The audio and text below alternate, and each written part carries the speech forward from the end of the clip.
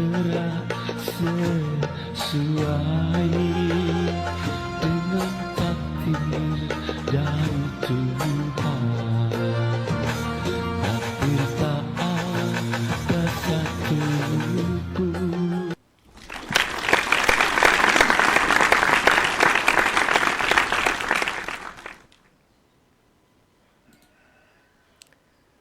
Bismillahirrahmanirrahim. Pemirsa tercinta yang dirahmati Allah Tuhan yang Maha Esa, bersua kembali di kanal Hikmatologi, serial monolog sederhana mengajak diri kita masing-masing berpikir dengan kelembut cerdas dewasaan hati nurani, sehingga kita benar-benar memiliki tekad niat kuat untuk mengejawantahkan kitab suci yang kita yakini di antara pemeluk agama dan kepercayaan di bumi pertiwi.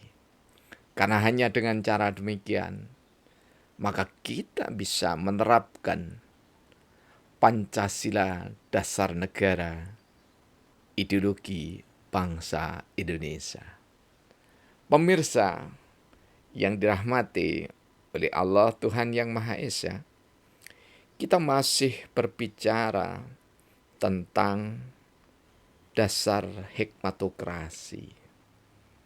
Kali ini kami mendapatkan support atau dukungan dari Ibu Siti Rahmah. Insya Allah doktor beliau di Fakultas Ilmu Administrasi Universitas Brawijaya Malang.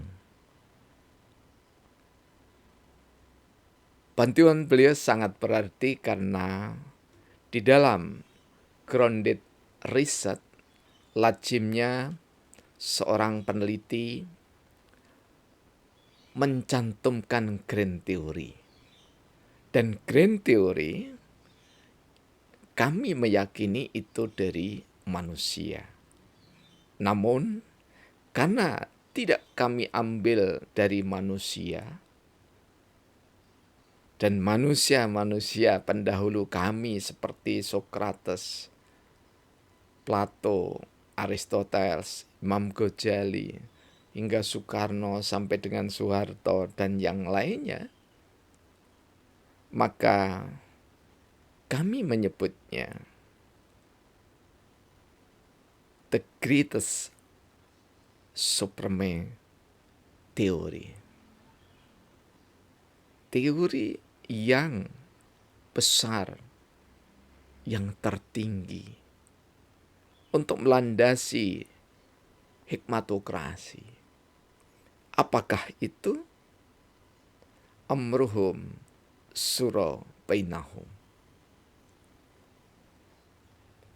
Urusan mereka diselesaikan dengan cara musyawarah. Tentu saja musyawarah yang bersumber dari hikmah. Al-Baqarah ayat 269.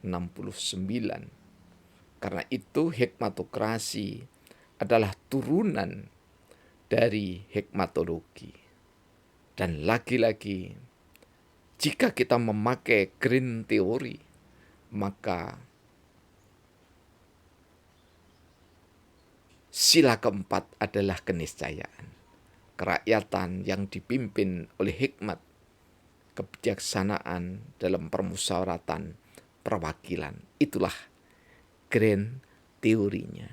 Jadi grand teori ini diturunkan dari the greatest supreme theory. Ini mungkin ejanya salah-salah begitu ya. Harap dimaklumi karena wong desa ini ya. Pemirsa, Sabdana yang ke 16.003 Dasar hikmatokrasi bagian ketiga. Rakyat berdaulat meski raja berdasar keturunan bertahta. Raja berwenang namun tak menggunakan kuasa tahta. Bahkan Sultan Yogyakarta mengabadikan tahta untuk rakyatnya. Sikap perilaku berbudi pekerti meski Sultan bertahta. Justru Sultan dan keluarga besar teladan masyarakatnya. Raja atau Sultan memimpin dengan adil, bijaksana. Hikmatokrasi niscaya meneruskan kepemimpinan yang adil, bijaksana. Kampung Celaket Adiningrat, 25 Juli 2022. Pemirsa yang dirahmati oleh Allah Subhanahu wa ta'ala. Tuhan yang Maha Esa. Kita sangat paham bahwa sistem kerajaan berdasar keturunan. Ketika beliau raja ataupun sultan bertahta, di kesultanan manapun, di kerajaan manapun, keturunan adalah niscaya. Karena itu ada putra mahkota. Kita berharap meskipun Sinuwun Sultan Hamengkubuwono ke-10, pemegang tampuk Kesultanan Yogyakarta sekaligus gubernur daerah istimewa Yogyakarta, meskipun beliau tidak dikaruniai seorang putra, maka harapan kami, meskipun rakyat Jawa Timur, ada rasa bangga kesultanan meski dipimpin oleh seorang Kanjeng Putri Sinuwun Hamengkubuwono. Pemirsa yang dirahmati oleh Allah Subhanahu wa ta'ala. Setiap raja, sultan, ratu memiliki kata yang bermartabat, kata yang berperadaban, sekaligus kata yang kuasa. Benedict Anderson menulis dengan sangat eloknya, kuasa tahta, kuasa kata maksud kami. Di mana ketika seorang raja berkata, maka itu adalah aturan. Meski raja-raja dan sultan-sultan Nusantara setiap kata adalah sabdanya dalam tanda petik, aturan kerajaannya, maka raja-raja yang arif, raja-raja yang adil dan bijaksana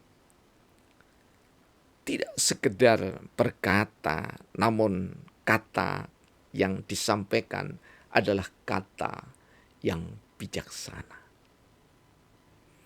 Karena itu, raja berwenang namun tak menggunakan kuasa tahta.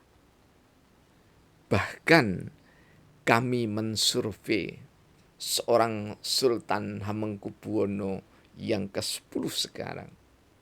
Ketika ada traffic light, beliau tidak menerabas lampu merah. Kuning saja tidak, apalagi merah. Ketika lampu traffic light kuning, maka sang supir dengan etika, tata krama, peradaban Jawa, peradaban Nusantara berhenti, menunjukkan bahwa rakyat yang berdaulat, yang diamanai menjadi sultan, menjadi raja, tetap memperhatikan, mengindahkan tata krama berlalu lintas di Indonesia. Bahkan Sultan Ngayogyakarta Hadiningrat mengabadikan sehingga ditulis dalam satu buku, Tahta untuk Rakyat. Sungguh sangat mengagumkan. Tentu saja karena tahta untuk rakyat, maka sultan, raja, keluarga besar menjadi teladan masyarakatnya. Karena memimpin dengan adil dan bijaksana.